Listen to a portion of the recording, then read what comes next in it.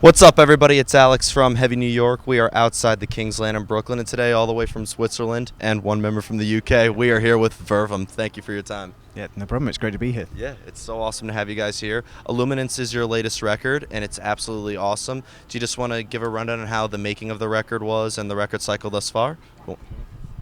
Took like 4 or 5 years to write and compose that album, and it got pretty serious in like 2015 when we started tracking it, and we had Aaron sessioning on bass for that record, and only after our first tour we he did a tour with us, and then he joined the band basically officially in 2017, 18, and tour cycle's been, I guess you can't really call it a tour cycle. We just got on any tour we could, or as many as we could, and people still dig it, and glad we're on this run. So thanks for having us. Yeah. One thing I was curious about with this album is that it really varies in song lengths. Like the Cypher Supreme, the opening track, that's 2.5 minutes. Then Earthwork is 4 minutes, and then the title track is almost 9 minutes. How do you guys know exactly when a song is finished? How would you? I'm gonna take this question because I composed most of this stuff. There's no rules, and that's what's always important to whatever Virvum is doing. Influences change.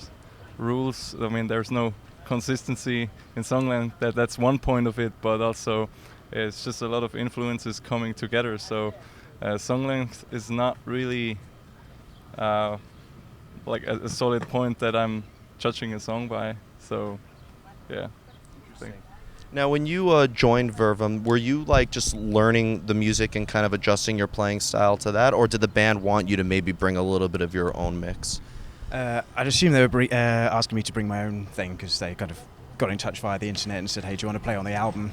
So I said, yeah, sure. So they kind of sent me all the tracks. I wrote out all my own parts for the tracks. We went back and forth with kind of deciding whether parts should be busier, less busy, this kind of thing.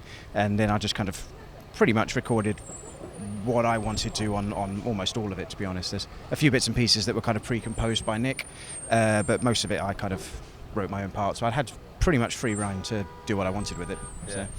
Now, you mentioned that the record did take a long time and stuff like that. What I'm curious is, did the music at all change within this very long time span as well? Did you have new ideas for how you wanted the songs to turn out? Yes, that's the main point why it took so long. Like, it's going over the same stuff and the same stuff over again over the span of like 4 years, especially during the last 2 years before we recorded it. It was like a constant just trying to improve what's there, and that's the main reason for it. I feel like your music is very experimental too, so you could almost bring like almost anything into it, right? It's got to be hard to like stick with one certain sound when writing, right? It's just it depends. For me, it always depends like what music you're currently into, what movies you watch. Maybe you get new inspiration, new influences from pretty much everywhere in the world you go, everything you see. It's just as soon as there's new inspiration, I'll try to include that, and so sometimes that means going over the same stuff again and improving that with those, by adding that new those new elements. Now, when you're playing live, do you try to execute the material exactly how it sounds on the album, or do you like to make the live presence a little bit different than when people... That's a good question. I'm playing 97% exactly what's on the album, and then there's a few bits and pieces here and there. I like to kind of put a few extra different bits and fills in there, but it's kind of almost exactly what's on the record because it's so pre-composed and layered that if you step out too far from it, it's not really going to work too well. So everyone, as far as I know, is kind of pretty much sticking to what's on the record, I think. So, of course. What I find unique is, seeing a band that's, not to pigeonhole you guys, but technical death metal or progressive metal, seeing a live performance is very different than if I'm just listening to a band like you guys or Obscura or Archspire or something like that. For you guys, are you in a completely different zone on stage than when you're in songwriting mode? Performing is a memory game rather than a creative game, I'd say. So when we're performing, it's going to be a completely different mindset because you're just trying to remember what's going on. You're being visually aware of what's going on, even trying to work out if the stage isn't particularly big, where's the other guy standing. So you're kind of aware of that. Whereas if you're composing, you're going to be very much in a kind of your own mind, trying to listen to what you're hearing in your head and trying to then kind of create that on the instrument, I'd find. So I'd say it's a completely different memory place, or at least a different mental place, but I don't know what you think. One thing I was curious about is, when a lot of bands tour through the USA, especially within the first time, they say it's like a pinnacle moment in their band because like it influences them so much, experiencing different. Did touring the US maybe influence your music or songwriting, or maybe spawn some new ideas for the future? Has it? I think the reception we got over here has been one of the best we got anywhere in the world. So that's just a super good thing to say. I mean, the standard of touring, it doesn't really matter like where you are. You're always in a van, and often you don't get to see more than gas stations and Walmart parking lots and highways.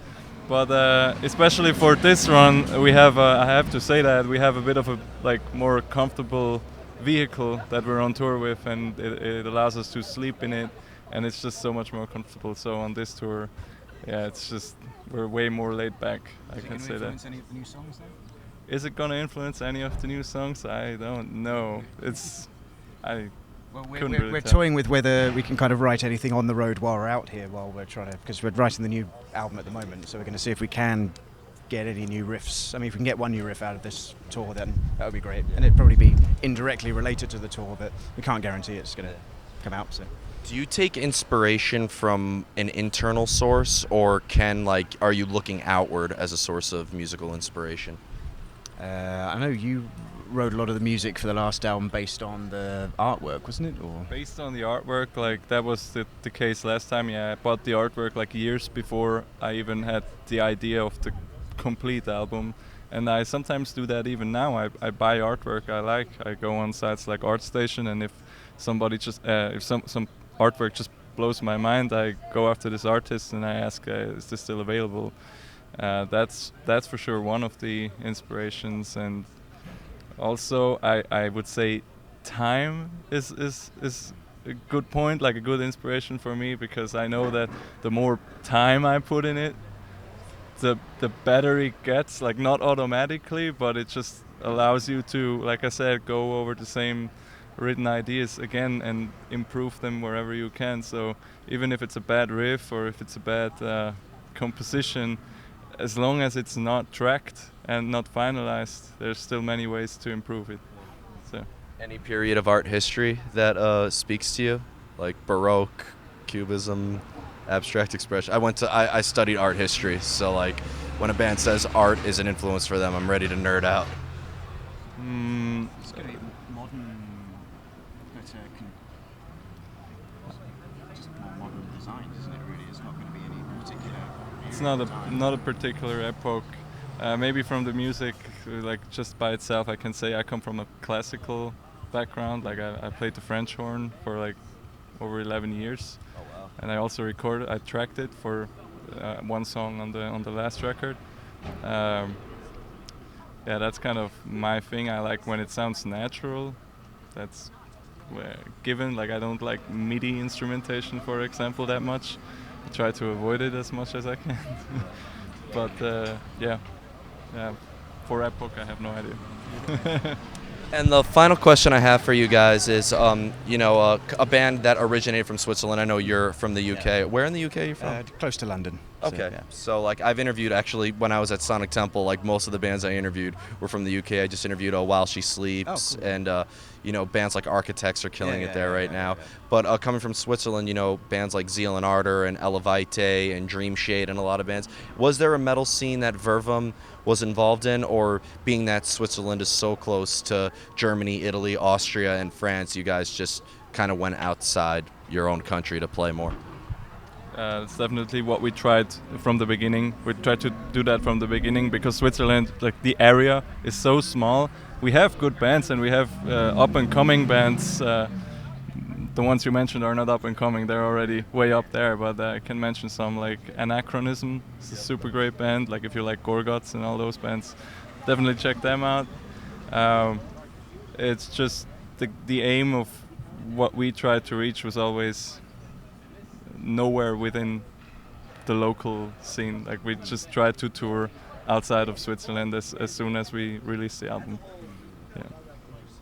So before we go, I'd like to thank you guys so much for your time today. You know, now that Illuminance, you said you're working on new music now, and you know you were very busy touring with the Legion and the Black Dahlia Murder, and now this tour with Archspire. Is there just anything else in terms of tours or new music that you'd like to promote? When can we expect the new Virvum?